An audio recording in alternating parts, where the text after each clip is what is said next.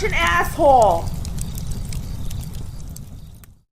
Oh, I've answered this question 1,000 times before, so we're going to call it both. And I'm just going to link to it and charge people $50 to have a pre-made video.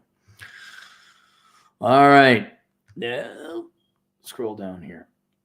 Hi, Aaron. Your advice is generally spot on, particularly in relation to women, politics, university degrees, and minimalism. I just finished watching your video. All of you will have to become tradesmen and definitely agree. I'm based in Australia myself, and I'm a painter by trade. We started our business this year and already booked up a year in advance our well-quoted painting work, as there is a massive shortage of trades here. Yeah, but the ladies like the tradies in Australia. It's the one, well, I was going to say one place that's sane in the Western world, but obviously not. But the girls seem to have paid attention who's making the money. I feel a bit torn, though, and I need some advice. Recently, the Victorian government has become rather authoritarian, and they came out with a law that as a construction worker, you have to get the root beer float or face a $5,000 fine. This was specifically for construction workers, but extends now to many industries.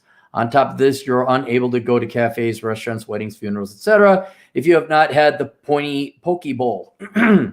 I really didn't want to get the root beer float. However, at the time, I didn't have much in the way of savings. I didn't have an alternative income stream that I could survive on. So yes, I took it. And you're going to get many follow-ups to your root beer float. See, it's more of a treatment, really. It's not a cure. We should just... on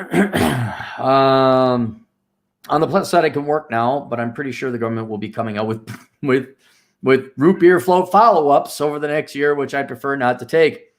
I do know website design and have a friend that runs a website design company who I would be able to do work for, which I'm chatting to him a bit now and doing a small project for.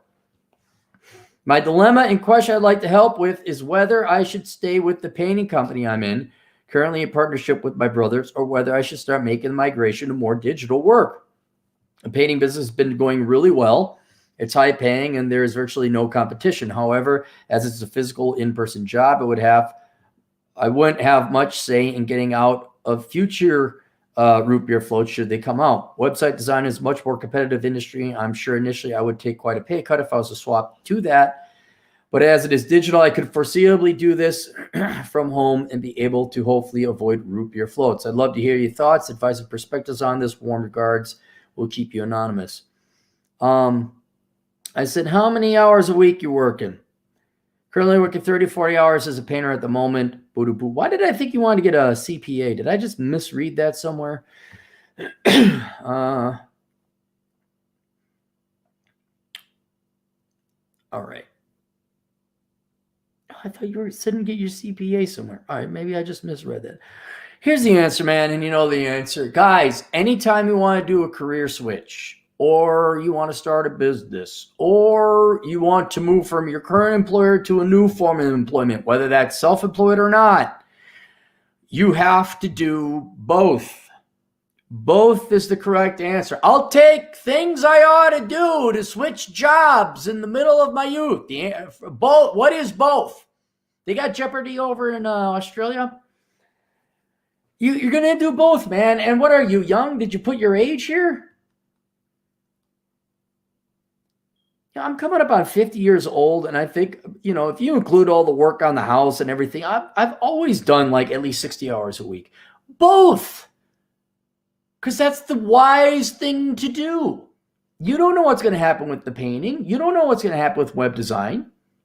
And you're only doing 30 to 40 hours a week. Okay, fine. 30 to 40 hours a week. I admit that's physically demanding work.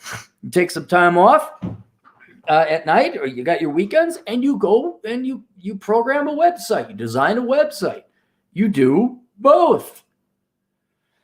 And then, you'll make a lot more money. That's for sure. You'll hone your skills, and then you'll find out whether or not, and you are right, the web design field is kind of commoditized, and it's kind of getting a little bit more automated with like pre-made themes and all that. Even I can put together a website, and I'm not good at all.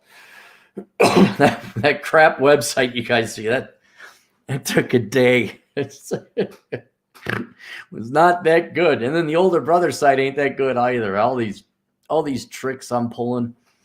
Not in that way. But yeah, man, you're going to do both. So Yeah. You do them both until one makes you more money, or you figure out which one is still the higher paying one. I'm kind of leaning towards you still painting because the money's there. Website design ain't going anywhere. You can always do that, but I would keep, if you got a little bit of extra time, what you do, Mr. 30 to 40 hours a week? You got weekends and evenings. Well, why don't you hone your skills a little bit there and program some sites and help out your buddy. And then all of a sudden you're kind of sitting there and you make a little bit of do-re-mi. I would also recommend, let's say down the road you do decide you want to switch to web design. I would immediately find yourself a nighttime job, security guard job, something you can work on the internet from or for, and double dip. So it would further add more money. Hopefully you won't take too much of a pay cut. But until that point in time comes, I would not give up a highly paid, secure, stable job of painting. It's not glorious, it's not exciting, but as you know, being a tradesman, it doesn't have to be. It just has to pay. And dude, you got the best thing ever. Like, assuming that's not just the saying, but people actually do that. Like, do the girls in Australia like the tradesmen? Do they know, like, oh, that guy's got skills and therefore money? I don't care if his truck is dirty. I mean, if they know that, I'd be a tradesman, because then that actually helps you out in your dating market and world, and that saves you a little bit of cash. So there's your answer. And for the rest of you, ask, you're like, oh, I'm doing this regular working job, Joe, but I really want to do exciting job X. Should I quit my job and I don't have any savings and just start doing X, even though there's no reliable? No, you will do both. You will do both. And if any of you are like, oh, that's a lot of work, then you go talk to Atham El-Dekua and you go ask him about what's it like going to full-time school and full-time work. And he'll tell you to shut the F up. All right. Any super chats? No super chats. That's it. We'll see you guys later. Toodles.